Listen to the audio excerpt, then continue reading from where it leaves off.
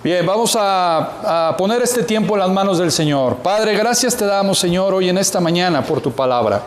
Gracias por las preciosas verdades que encontramos en ella, Señor. Y te rogamos, Padre, porque tu Santo Espíritu exalte hoy, Padre, en esta clase a tu Hijo Cristo. Gracias, Señor, porque por medio de Él es que podemos perseverar. Por la gracia de Cristo podemos perseverar, Señor.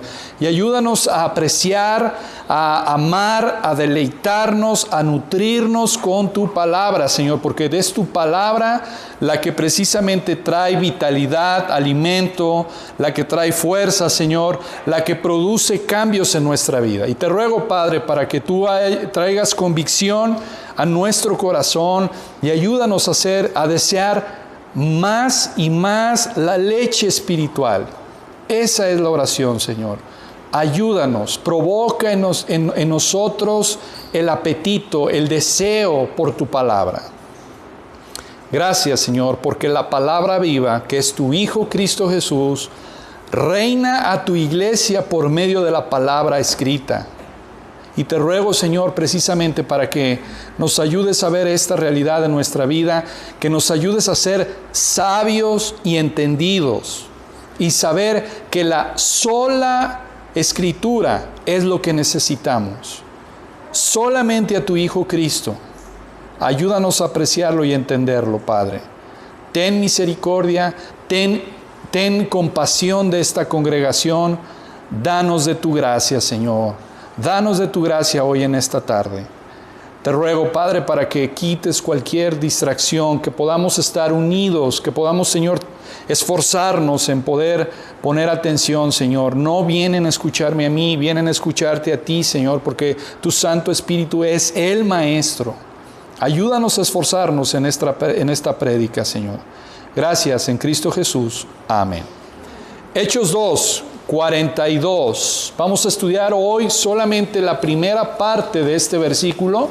Realmente esta sección abarca del versículo 42, del 41 al 47. Pero hoy vamos a estudiar versículo 42, la primera parte. Dice así la palabra del Señor: y perseveraban en la doctrina de los apóstoles, en la comunión unos con otros, en el partimiento del pan y en las oraciones. He titulado hoy el sermón de esta mañana: la iglesia perseverante en Cristo. La iglesia perseverante en Cristo. Hermanos, la salvación es el resultado de Dios en nosotros. Eso es la salvación. Es el resultado de Dios, es la obra de Dios en nosotros. Cuando Dios quiere salvar, no hay necesidad de manipular, de fabricar, de con métodos humanos traer a la gente a Cristo. No, cuando Dios quiere salvar, la gente escucha la palabra de Dios. Y es realmente hermoso ver obrar a Dios en su iglesia. Es realmente hermoso ver obrar a Dios en su iglesia. Y Dios, por medio de la sola palabra de Él, es poderosa, es suficiente. Su palabra es inerrante, quiere decir que no contiene error. Y cuando su palabra es predicada y Dios quiere salvar, ¿sabe qué? No hay opción para el pecador. No hay opción para el pecador. Ese pecador o se convierte o se convierte. No hay opción para el pecador. Y eso es lo que le pasó a estas 3,000 personas. Escucharon el mensaje de Dios, escucharon la palabra de Dios. Dios llamó a esas 3,000 personas y ¿sabe qué hubo? Conversión, versículo 41. Así que los que recibieron su palabra fueron bautizados y se añadieron aquel día como 3,000 personas. 3,000 personas en este avivamiento, 3,000 personas se convirtieron. ¿Por qué? Porque el Espíritu Santo respaldó una predicación que exalta a Cristo, una predicación centrada en Cristo.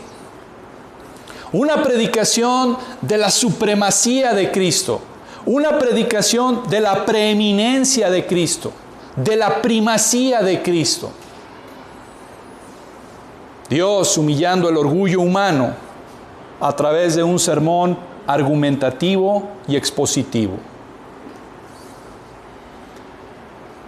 Hubo una encuesta entre las iglesias evangélicas en Estados Unidos acerca de lo que significa ser nacido de nuevo.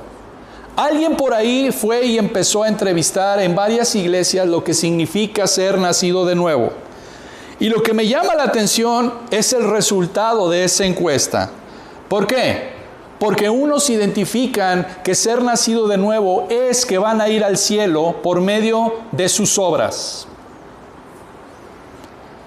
Otros creen que son nacidos de nuevo, pero que no necesitan doctrina. Otros piensan que el cristianismo es un camino entre muchos caminos para llegar a Dios. De hecho, mucha gente en Estados Unidos, en las iglesias evangélicas, cree que nacer de nuevo significa reencarnación. La encuesta termina diciendo que solamente un 10% del 100% de los entrevistados son en realidad regenerados.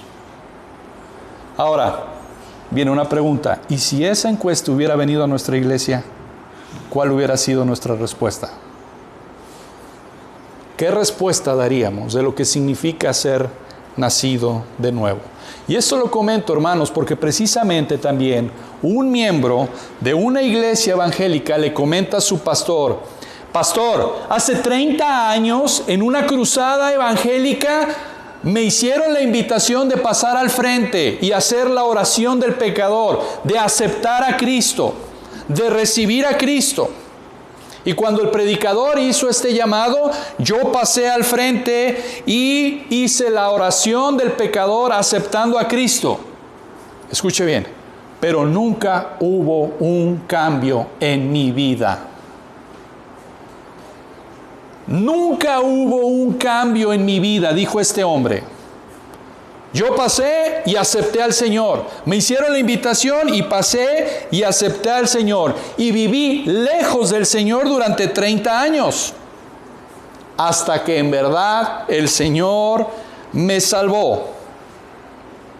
Y este hombre le dice a su pastor: pastor, ¿usted cree que yo fui nacido de nuevo hace 30 años? Y le dice el pastor: mira, hace 30 años lo que tú hiciste fue una falsa profesión de fe. Hubo una falsa profesión de fe. ¿Por qué? Porque tú mismo lo dices. Nunca hubo un cambio en mi vida. Y hermanos, pasar al frente, hacer una oración del pecador, son puras técnicas y métodos humanos. Yo no veo en este pasaje que Pedro haya invitado a esas 3,000 personas a decir: ¿quieren pasar a hacer una oración del pecador? ¿Quieres recibir a Cristo en tu corazón? ¿Quieres orar? No se ve en la palabra de Dios que eso hizo. ¿Qué fue lo único que dijeron estos hombres? ¿Qué haremos, varones hermanos? ¿Qué haremos para escapar de la ira de Dios? ¿Qué hago? Pedro le dice: arrepiéntete y bautízate en el nombre de Jesucristo para perdón de pecados. Quise empezar con esta ilustración porque ¿sabe qué? De estos 3,000 personas, vea lo que dice la palabra, no lo que digo yo, vea lo que dice el versículo 47. Hechos 2:47, dice la palabra: alabando a Dios y teniendo favor con todo el pueblo. Si le gusta subrayar, remarcar su Biblia, este es el versículo que tiene que remarcar.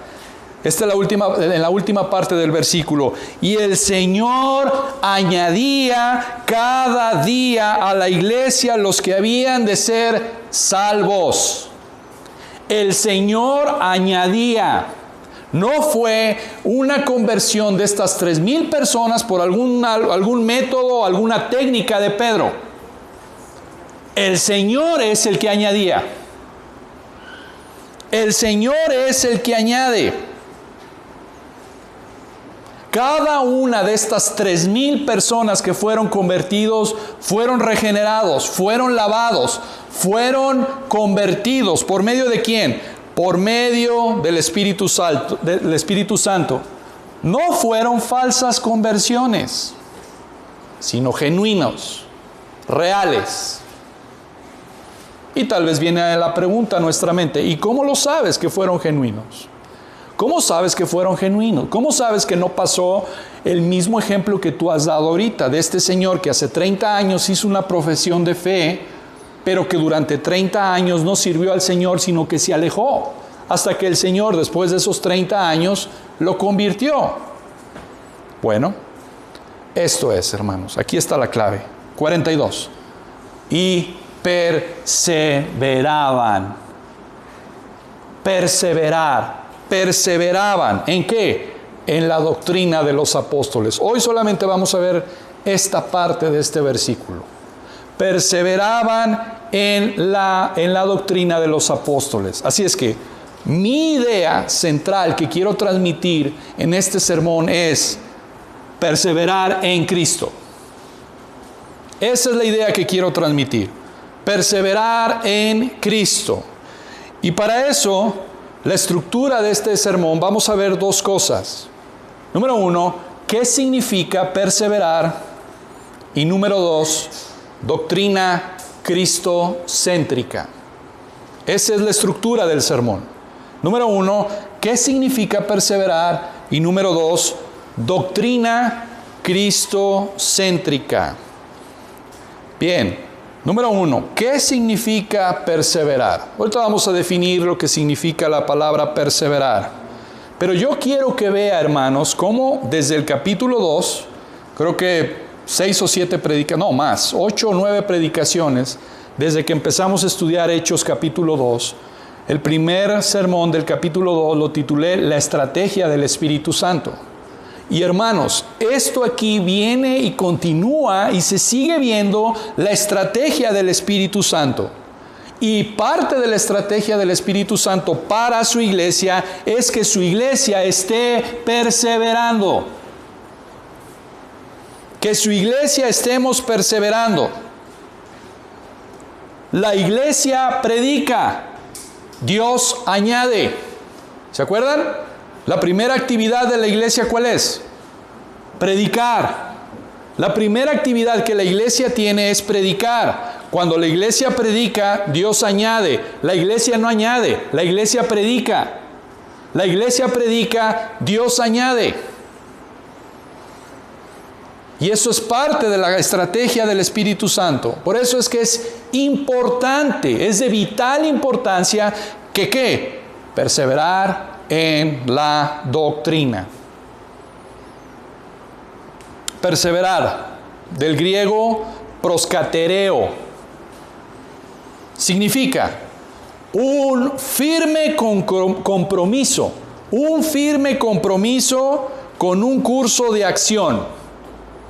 Eso significa perseverar. Y voy a dar más definiciones de perseverar. Voy a volver a repetir. Perseverar significa un firme compromiso con un curso de acción. Esta palabra describe, escuche bien, una búsqueda intensa o apasionada de un objeto deseado. Eso significa perseverar. Una búsqueda intensa, apasionada de un objeto deseado. Una búsqueda apasionada e intensa de un objeto deseado. ¿Sabe qué es lo que demuestra este versículo? Este versículo demuestra la inquebrantable, o más bien el inquebrantable deseo de los nuevos creyentes por ser alimentados por la palabra de Dios. Estos 3,000 personas que el Señor añadió a la iglesia tenían un deseo apasionado por la palabra de Dios.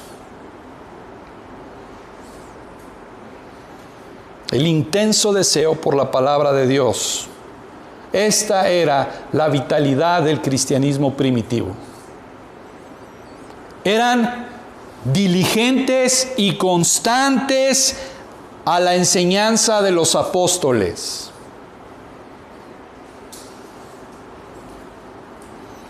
¿Sabe una cosa?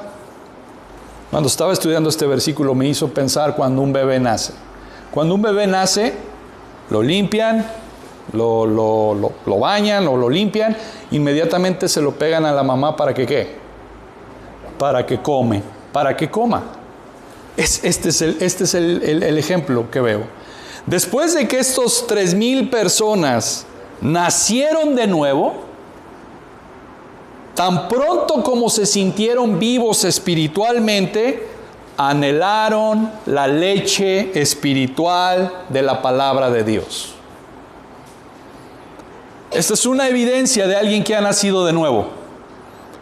Tiene hambre por la palabra de Dios. Tiene un deseo intenso por la palabra de Dios. Tiene un deseo apasionado por la palabra de Dios. Por eso, Pedro, en 1 de Pedro 2:2 dice, desead como niños, ¿qué? La leche espiritual no adulterada. Desead, es un deseo.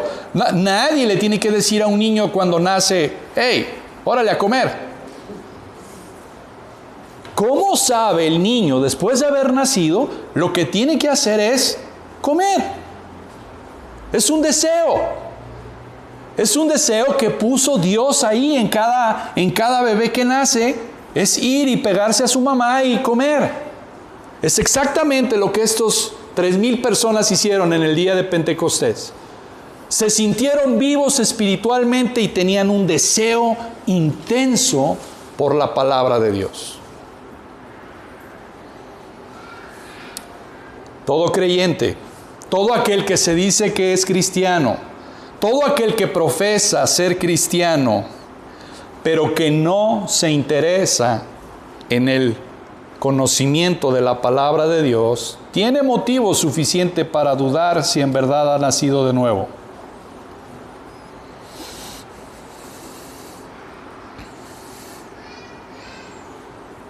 Estas almas hambrientas tenían deseo de la leche espiritual. Y creo que tengo varias preguntas para que pensemos. Y en el tribunal de nuestra conciencia, hermanos, vamos a empezar a aplicar la palabra de Dios. Primera pregunta. Tenemos que preguntarnos a nosotros mismos. No me la conteste. Contéstesela para usted. ¿Tengo yo este deseo por la palabra de Dios? Es una buena pregunta. ¿Tengo yo este deseo por la palabra de Dios? ¿Tengo ese firme compromiso, ese deseo apasionado por la palabra y las cosas de Dios? ¿Existe la marca de perseverar en mi vida cristiana? Esa es una buena pregunta. Son varias preguntas que tenemos que hacernos. ¿Soy conocido por perseverar en la palabra de Dios, en las cosas de Dios? ¿Sabe una cosa? Ese deseo intenso por la palabra de Dios y las cosas de Dios distingue a un verdadero creyente de uno falso. Son evidencias muy claras y que lo podemos ver en la palabra de Dios. ¿Tengo ese deseo o no lo tengo? Examínese a usted mismo. Yo no lo voy a examinar, pero usted examínese a sí mismo. ¿Tengo ese deseo? ¿Sabe una cosa? Aquí es donde se ve la diferencia entre que Dios te ha añadido a la verdadera iglesia y la diferencia entre que eres un producto de manipulación de hombres. Ahí es donde te das cuenta. ¿Tengo ese deseo? ¿O simplemente fue una emoción el día que levanté, el día que hice la oración del pecador, el día que confesé a Cristo? Por el versículo 42 te puedes dar cuenta si eres añadido a la iglesia de Dios o simplemente eres producto de manipulación humana, por métodos humanos y no de Dios. Así es que vamos a ver varios pasajes para poder estudiar esto acerca de perseverar. Y voy a pedir que me acompañen al libro de Juan, capítulo 8, versículo 31.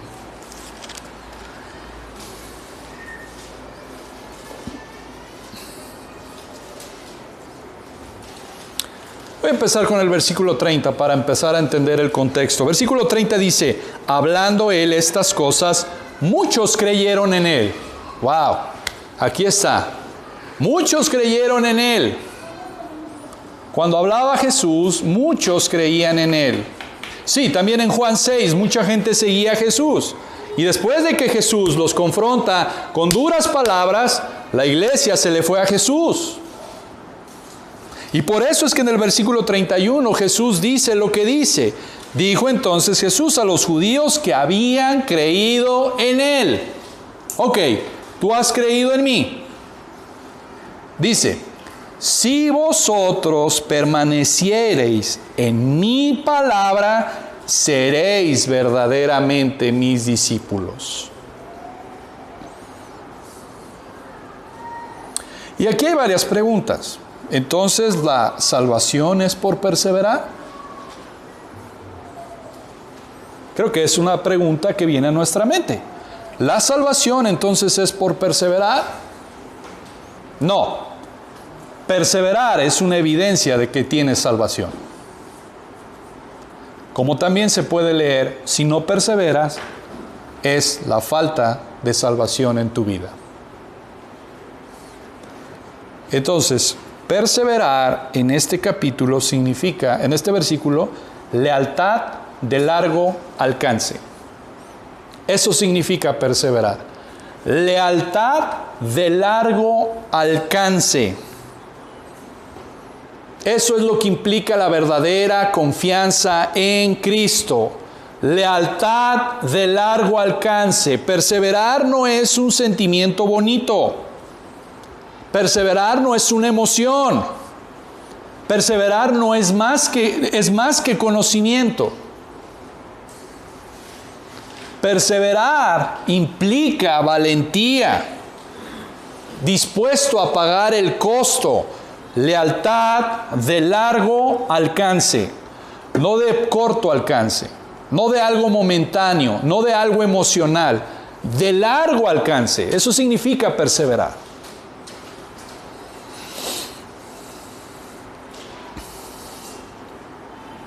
Es avanzar en la vida cristiana. ¿Sabe qué? Lo podemos resumir. Perseverar es obediencia continua. Eso es perseverar. Obediencia continua. La marca de perseverar de un cristiano, escuche bien, es la evidencia de la reconciliación que tenemos para con Dios. Eso es perseverar. Es la marca de la evidencia de la reconciliación que tenemos con Dios. El hombre era enemigo de Dios. El hombre estaba lejos de Dios.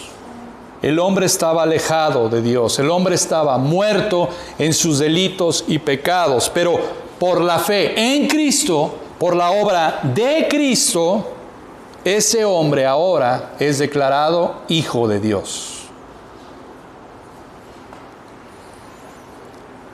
Entonces, ¿cuál es la marca, una de las marcas de una persona que ha nacido de nuevo? Perseverar. Perseverar.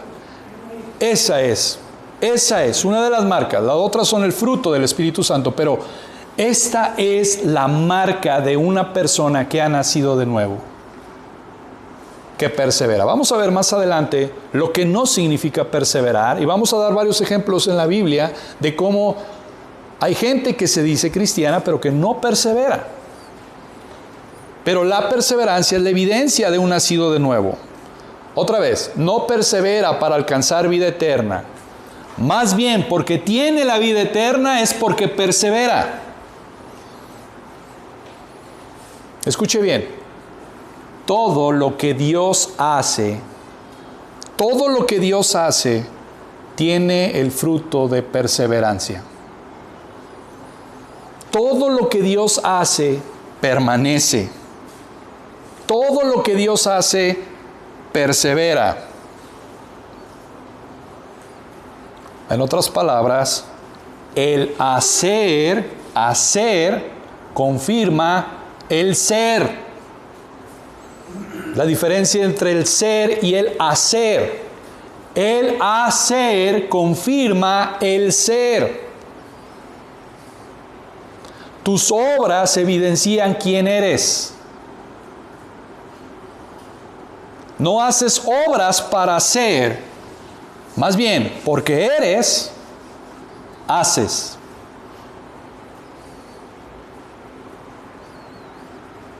El hacer confirma el ser.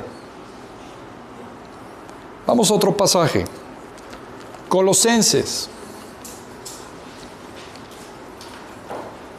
capítulo 1, versículo 23.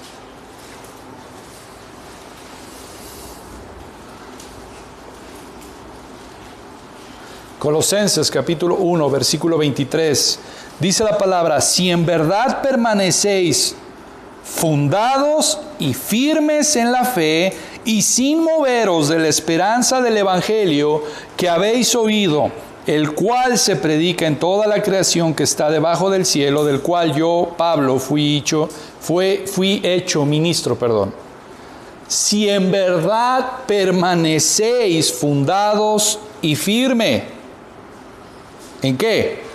En la fe. ¿Sabe una cosa? MacArthur dice con respecto a este pasaje, dice lo siguiente: de entre todas las señales que presenta la palabra como evidencia de un genuino carácter cristiano, ninguno es más relevante que el mencionado por Pablo en este pasaje. Los hombres muestran en verdad que han sido reconciliados con Dios cuando permanecen fundados y firmes en la fe y sin moverse de la esperanza del Evangelio. Una persona que está firme en el Evangelio, que está centrado en Cristo, demuestra que en verdad ha nacido de nuevo. Lo contrario se lee. Una persona que no permanece firme, entonces no tiene la marca de un genuino cristiano.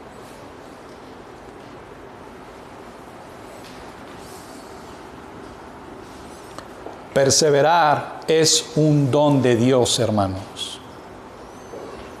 Perseverar es un don de Dios. Vamos a Juan.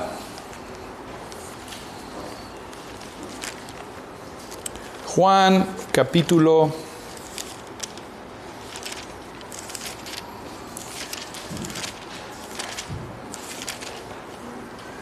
15. Juan capítulo 15. Vamos a leer desde el versículo 1 para poder entender. Este capítulo también habla precisamente de la perseverancia. Juan 15, versículo 1 dice: yo soy la vid verdadera y mi Padre es el labrador. Todo pámpano que en mí no lleva fruto lo quitará, y todo aquel que lleva fruto lo limpiará para que lleve más fruto. Ya vosotros estáis limpios por la palabra que os he hablado. Versículo 4. ¿Le gusta subrayar su Biblia? Subraye este versículo. Permaneced en mí y yo en vosotros. Como el pámpano no puede llevar fruto por sí mismo si no permanece en la vid, así tampoco vosotros si no permanecéis en mí. Yo soy la vid, vosotros los pámpanos. El que permanece en mí y yo en él, este lleva mucho fruto, porque separados de mí nada podéis hacer. El que en mí no permanece, será echado como pámpano y se secará y se secará y los recogen y los echan en el fuego y arden. Si permanecéis en mí y mis palabras permanecen en vosotros, pedid todo lo que queréis y os será hecho. Ahí está. Permanecer, perseverar. Perseverar en Cristo es la gracia de Cristo que produce en nosotros. Perseverar no es un esfuerzo humano, es la gracia de Cristo en nosotros. Claro que requiere el esfuerzo, porque Filipenses 2 dice, ocupaos en vuestra salvación con temor y temblor. Pero la marca del genuino cristiano es perseverar. Y la perseverancia es una gracia de Cristo en nuestros corazones. Por eso es que la iglesia cristiana, estos 3,000 hombres que se juntaron con los 120, constituían la primera iglesia que perseveraba.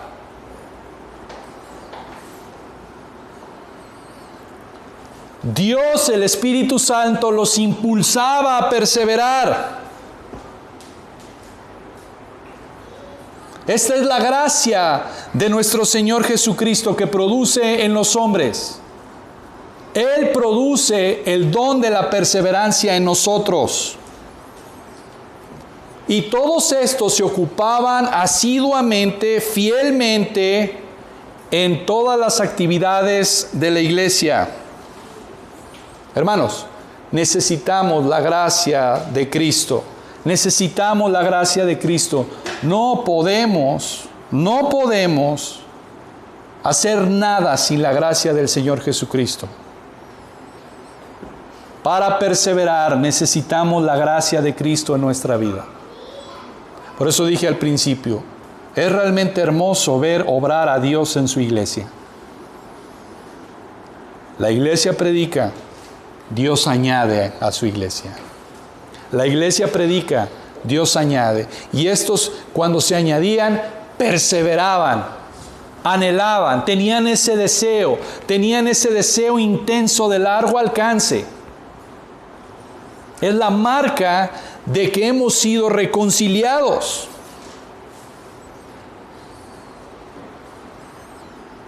Ahora yo quiero que me acompañe a ver varios ejemplos de la falta de perseverancia. Vamos a Lucas, capítulo 8, versículo 13. Lucas, capítulo 8,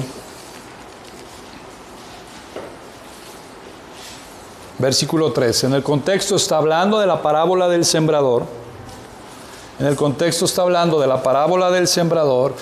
Y entonces en el versículo 13 dice lo siguiente: los de sobre la piedra son los que, habiendo oído, reciben la palabra con gozo, pero estos no tienen raíces, creen por algún tiempo y en el tiempo de la prueba se apartan. Me llama mucho la atención. Creen por algún tiempo, pero en el tiempo de la prueba se apartan. Reciben la palabra con gozo. ¡Wow! Esto es lo que estaba buscando. Me siento contento por la palabra de Dios. Me siento feliz porque el Señor trae precisamente bendición a mi vida.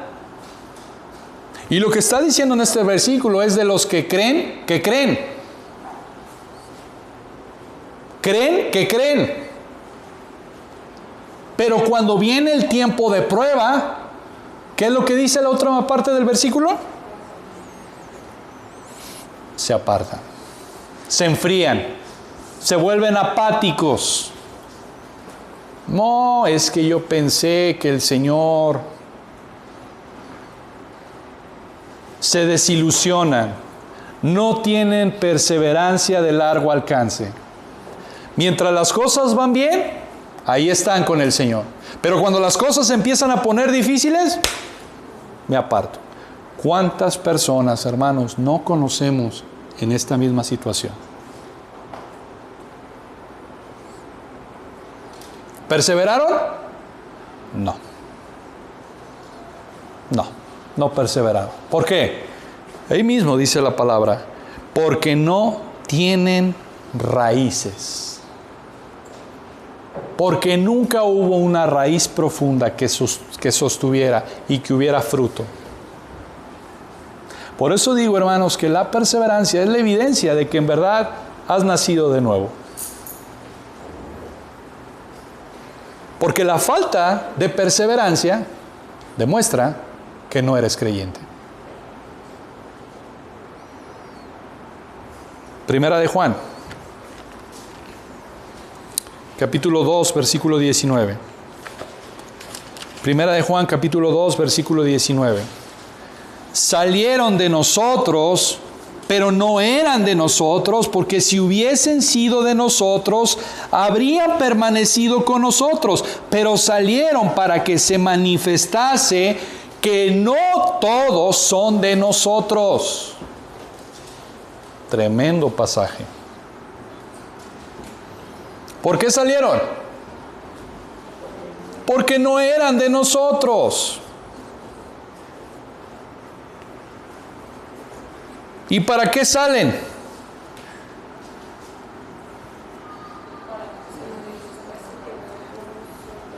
Para que nos demos cuenta que no todos son de nosotros. Por eso Pablo dice, examinaos a vosotros mismos si estáis en la fe, probaos a vosotros mismos. Lo que Juan está diciendo aquí es, mira, no todo el que cree en verdad es creyente. Y cuando dice salieron de nosotros, no se está refiriendo al hecho de que se cambiaron de esta iglesia o se fueron a otra iglesia. No está hablando de ellos. No está hablando de ellos. Está hablando de los que abandonan la fe. Los que apostatan la fe. Por cierto, un verdadero creyente no puede apostatar. No puede. No por él. Por el Espíritu Santo. Quien apostata, quien se aparta, está diciendo que nunca fue en realidad salvo. Porque un verdadero creyente jamás va a apostatar de la fe. ¿Y sabe por qué no va a apostatar de la fe? Mire, pensemos en Pedro. Pedro rayó con la traición que hizo hacia Cristo. Pedro rayó cerca de la apostasía. Pero otra vez, vea la salvación de Dios en el hombre. Jesús le dijo, yo he rogado por ti, para que tu fe no falte. Sí, caíste en un pecado vergonzoso, caíste en la traición más ruin de haber traicionado a Jesús. Pero Jesús dice, yo he rogado al Padre por ti. No por Judas. Por Judas no oró el Señor. Pero Él oró por Pedro. ¿Por qué nuestra caída no es total ni definitiva? No porque seamos mejores que Pedro. No porque somos mejores que Pedro. Hermano, no caemos y nuestra ruina no es definitiva porque Cristo está intercediendo por nosotros. Porque Cristo está intercediendo por nosotros. Por eso es que no podemos ser apóstatas a alguien que ha nacido de nuevo. Si alguien es apóstata, esa es una evidencia de que nunca nació de nuevo. Por eso salieron, para que se manifestase que no todos son de nosotros. Me pregunto si en esta congregación habrá gente que cree.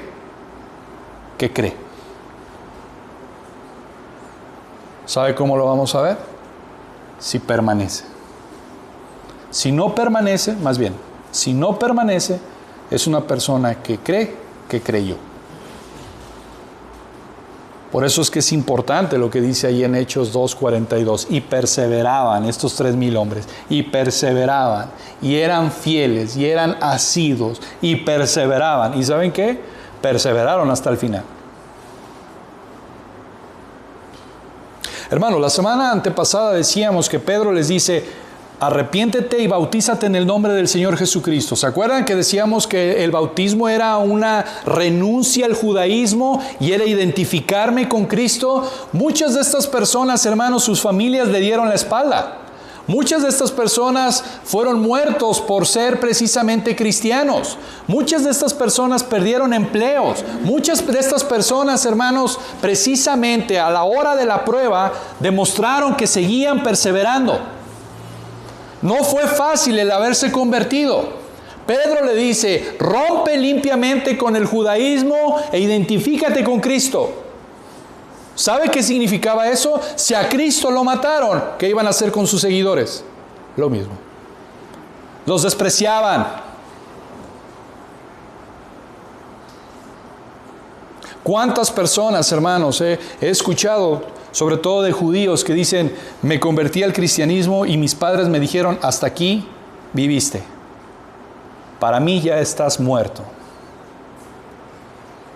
A los propios cristianos también les ha dicho eso. Su familia les ha dado la espalda. Mira, si tú te haces cristiano, no cuentes conmigo, estás desheredado. Jamás vas a volver a esta casa. Y estos hombres permanecían.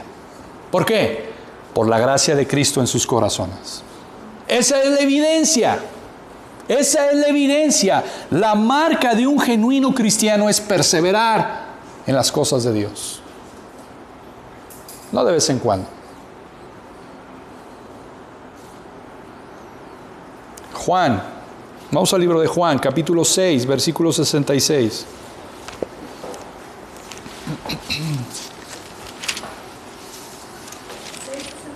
Juan 6, 66, perdón. Juan 6, 66. Desde entonces, muchos de sus discípulos volvieron atrás y ya no andaban con él. Muchos de los discípulos, la iglesia se le fue a Jesús en este capítulo. La iglesia se le fue a Jesús. ¿Por qué? Dura es esta palabra. ¿Quién la puede oír?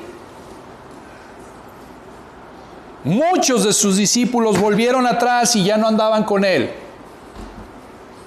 La pregunta que voy a hacer, la respuesta es negativa, pero ¿en verdad eran nacidos de nuevo? No.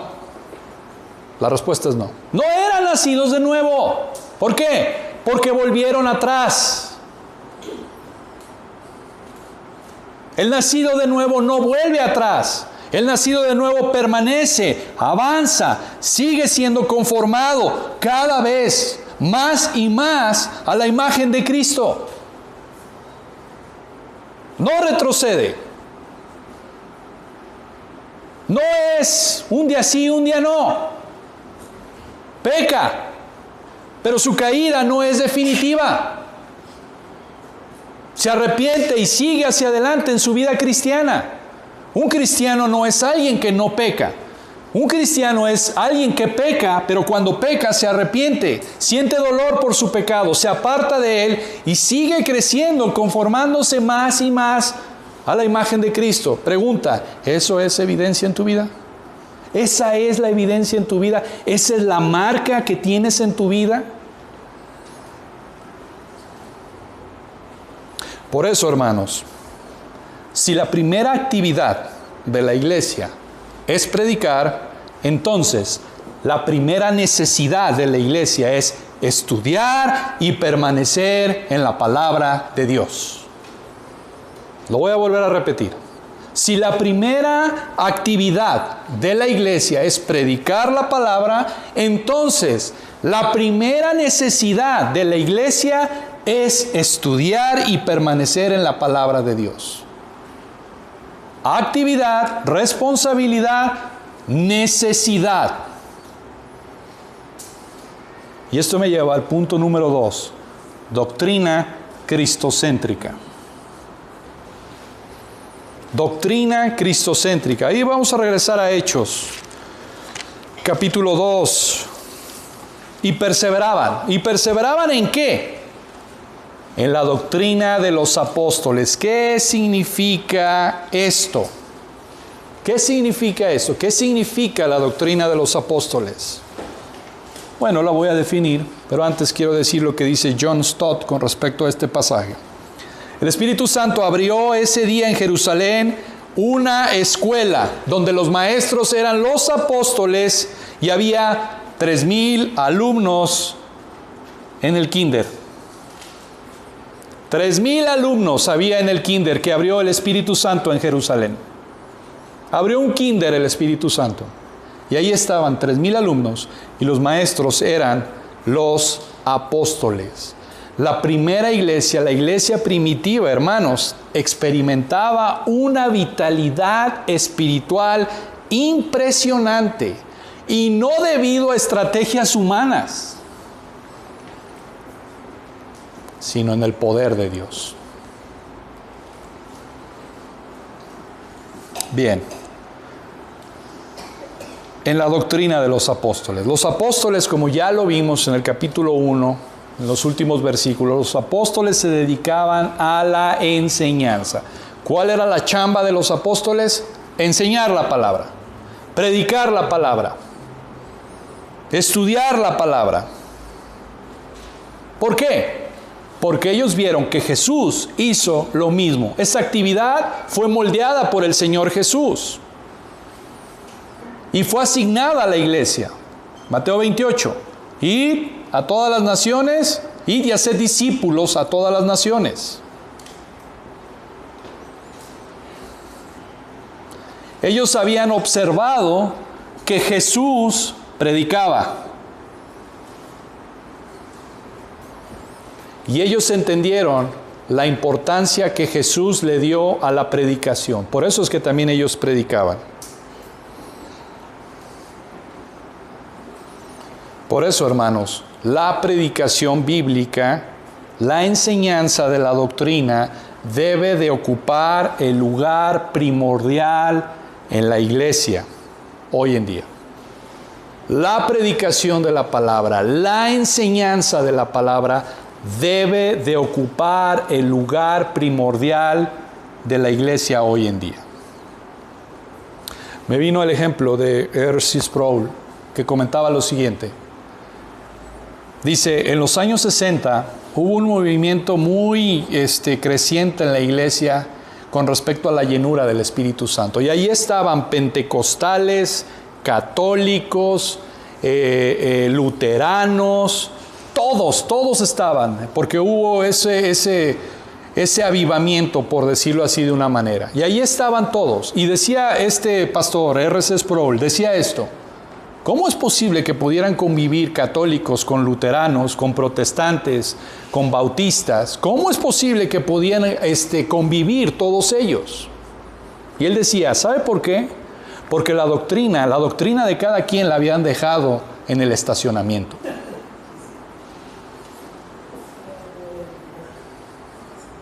Y cuando la iglesia se aleja de perseverar en la doctrina, entonces vienen todas estas aberraciones que hoy en día también están. Las llenuras del Espíritu Santo.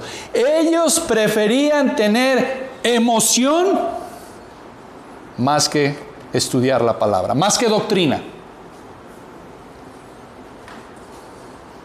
Hoy todas las iglesias quieren tener la llenura del Espíritu Santo.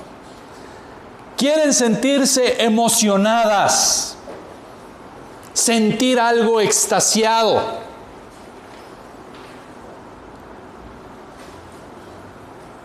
Pero esta iglesia dice, y perseveraban en la doctrina de los apóstoles. No perseveraban en emociones, no perseveraban en sentimentalismo, no perseveraban en cosas bonitas, agradables, no. Perseveraban en la doctrina, perseveraban en la doctrina, perseveraban en la doctrina. Me vino una pregunta a mi cabeza.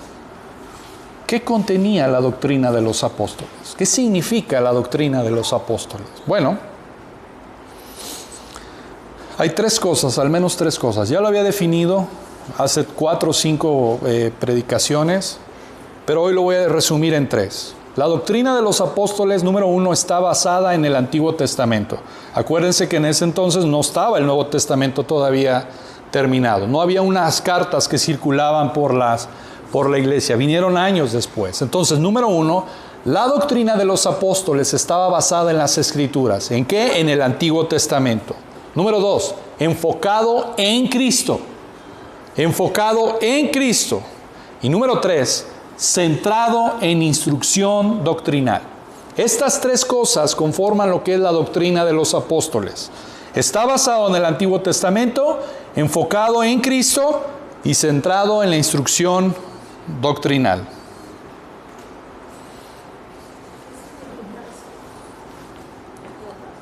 Ahorita lo vamos a ver. Ahorita lo vamos a ver. Número uno, entonces. Pedro, en el sermón de Pedro, voy a hacer un resumen, no quiero meterme mucho en esto. Pedro, en el sermón de Pentecostés, está lleno de tres citas del Antiguo Testamento.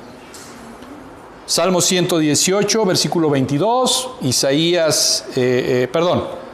Salmo 110, 1, Joel 2, 1 en adelante, y el otro también es un salmo, no recuerdo ahorita cuál es. Pero Pedro, cuando se enfrentó al Sanedrín, citó también el Antiguo Testamento. Salmo 118, versículo 22, Isaías 28, 16. El sermón de Esteban, hermanos, ¿se ha puesto usted a leer el sermón de Esteban? Contiene más de 20 citas del Antiguo Testamento. El sermón de Esteban contiene más de 20 citas del Antiguo Testamento. Entonces, la predicación de los apóstoles, de la primera iglesia, estaba saturado con la palabra de Dios. Saturado con el Antiguo Testamento. Número dos, está enfocado en Cristo. El tema principal de la enseñanza de los apóstoles fue las palabras y la obra de Cristo. Por más de 3 años, ellos fueron testigos oculares de la vida de Cristo. Sus parábolas, sus promesas, sus conversaciones, su exhortación, su muerte, su resurrección, su exaltación. Todo. Ahora vean lo que dice ahí en Hechos, capítulo 5, versículo 28.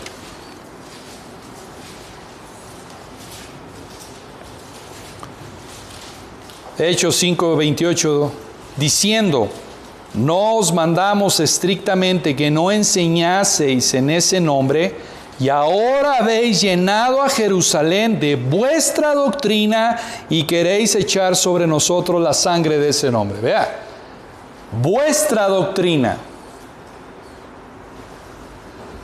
Siempre estuvieron hablando en el nombre de Jesús. La enseñanza de los apóstoles se enfocaba claramente en la vida, el ministerio y las enseñanzas de Jesús.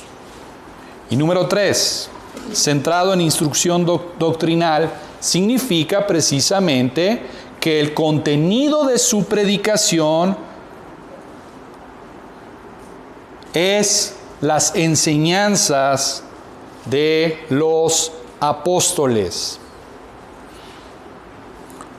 La doctrina del Señor. ¿Qué contenía esta doctrina para nuestra vida práctica? Bueno, la enseñanza de los apóstoles cubren varias facetas de la verdad revelada. Por ejemplo, la vida y la obra de nuestro Señor Jesús son verdades históricas.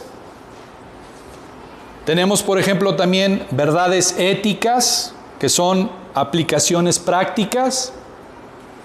Tenemos verdades proféticas, que es el trasfondo del Antiguo Testamento. Verdades teológicas, que es doctrina sistematizada.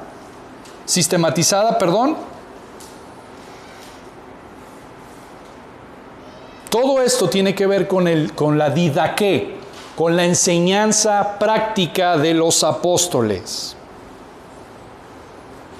Y viene una pregunta, hermanos. ¿Por qué debo de estudiar la doctrina cristocéntrica? ¿Por qué la debo de estudiar?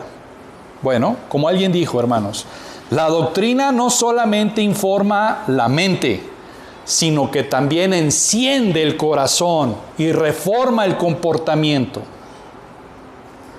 La doctrina no solamente informa la mente, enciende el corazón y hay cambios en nuestro comportamiento. Quiero que me acompañe a este versículo, 2 de Timoteo 3:16.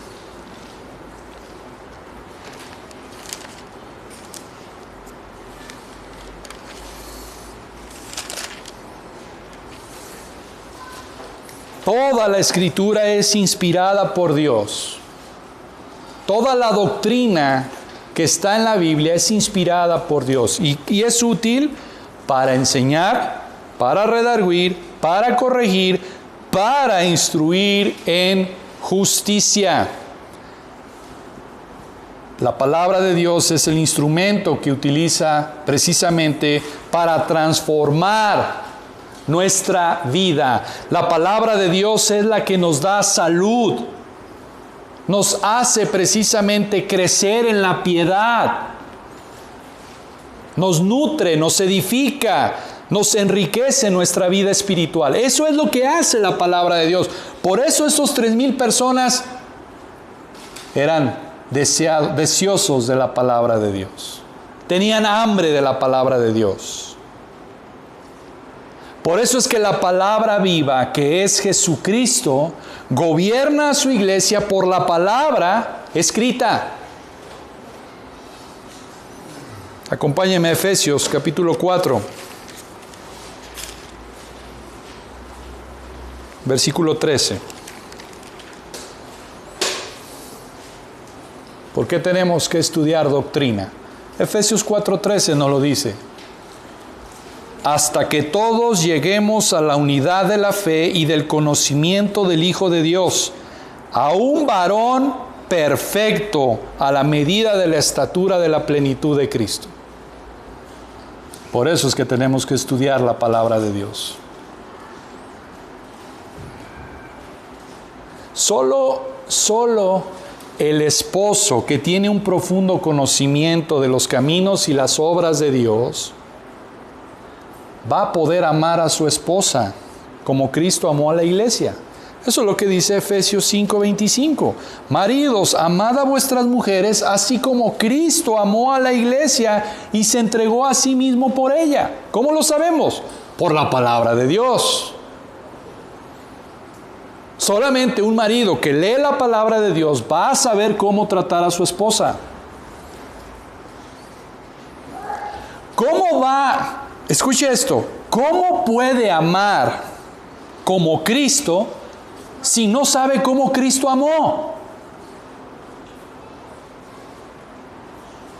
¿Cómo puede amar a su esposa? ¿Cómo puede amar a Cristo si no sabe cómo Cristo amó? ¿Cómo lo vamos a saber? Por medio de la palabra.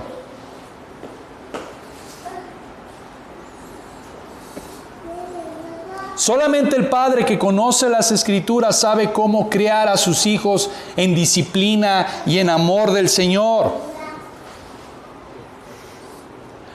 Pregunta, hermanos, ¿cómo puedes defender tu fe en el lugar de trabajo si no conoces la fe? ¿Cómo la vas a poder proteger? ¿Cómo vas a poder defender a tu familia de los ataques de Satanás si no lees la palabra de Dios?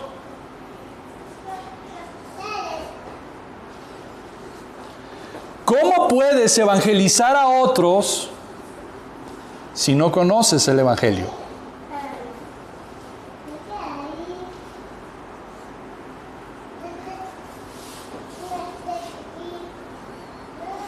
Por eso Hechos dice, y perseveraban en la doctrina de los apóstoles. Ahora déjeme hacer una aplicación. ¿Estás perseverando en tu culto familiar? ¿Estás perseverando en tu culto de adoración familiar? Esa es una buena pregunta.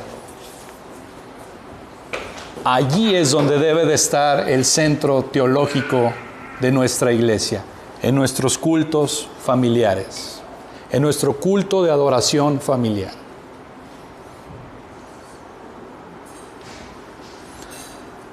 Creo que fue esta semana que puse por ahí en el grupo, que esta semana nosotros en nuestro culto de adoración familiar íbamos a ver doctrina. ¿Por qué no te reúnes con tu familia y empiezas a preguntar qué es la justificación? ¿Por qué necesitamos la justificación? ¿Qué es la regeneración? ¿Qué es la santidad? ¿Qué es la santificación? Y perseveraban en la doctrina de los apóstoles. Y sabe una cosa, es donde menos hemos perseverado como iglesia en nuestro culto de adoración familiar. Es donde menos hemos perseverado.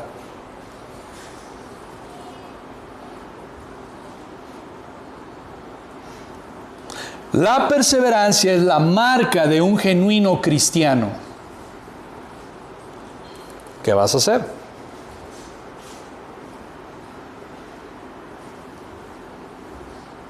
La perseverancia en la doctrina. Y hermanos, esto es importante porque dice, y perseveraban en la doctrina de los apóstoles, en la comunión unos con otros, en el partimiento del pan y en las oraciones.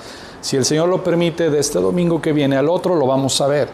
Pero vean cómo el estudiar la doctrina afecta nuestras relaciones también.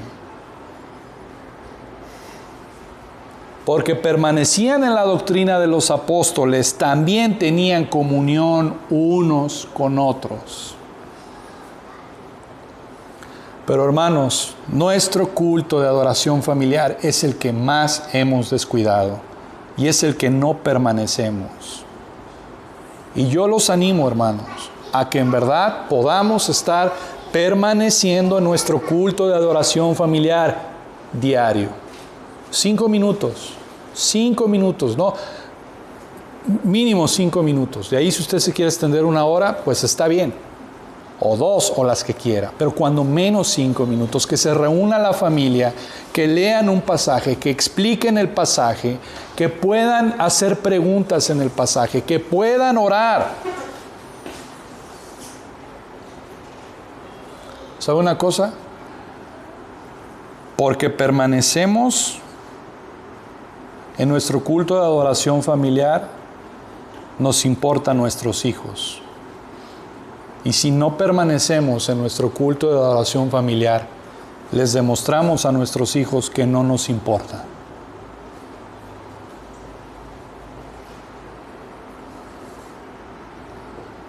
Ahora, hermanos, la falta de perseverancia no debe de producir en nosotros desánimo, decaimiento, debilidad, sino, ¿sabe qué? Arrepentimiento. En otras palabras, no se me agüite, arrepiéntase mejor. Ay, no, yo no he permanecido, me voy a tirar y me voy, no, arrepentimiento, arrepiéntase y pídale a Dios la gracia para perseverar. Reconocer que he fallado. Sí, Señor, he fallado. Sí, Señor, no he hecho lo que tengo que hacer. Perdóname.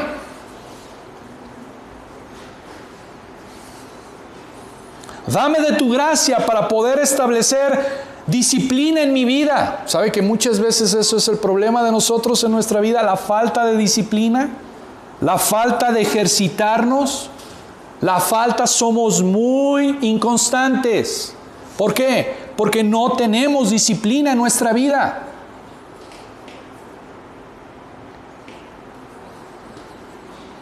Si tú has nacido de nuevo, vas a pedir perdón y vas a permanecer en él.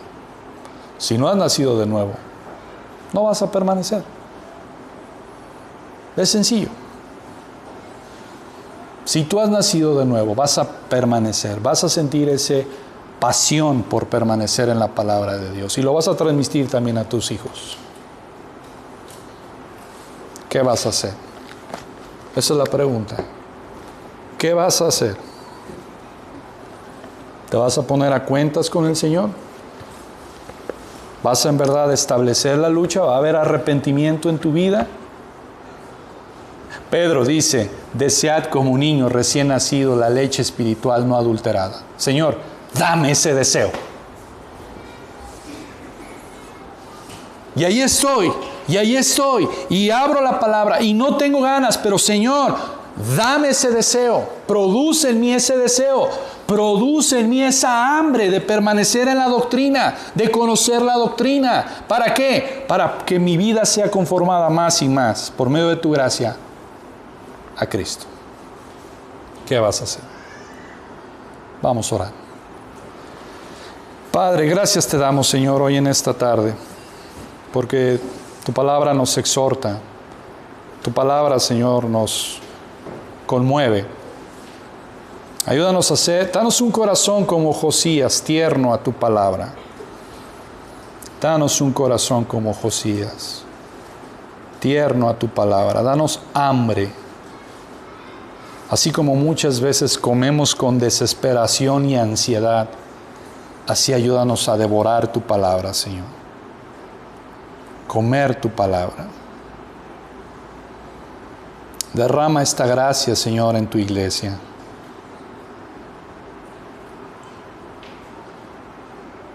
Solamente si tú lo dices, Señor, va a ser hecho, porque tú eres el creador de los cielos y de la tierra, y con tu solo poder lo hiciste, Señor. Derrama tu gracia para con nosotros. Danos hambre de tu palabra. Ayúdanos a ser una iglesia hambrienta de tu palabra. Gracias, Padre, en Cristo Jesús. Amén.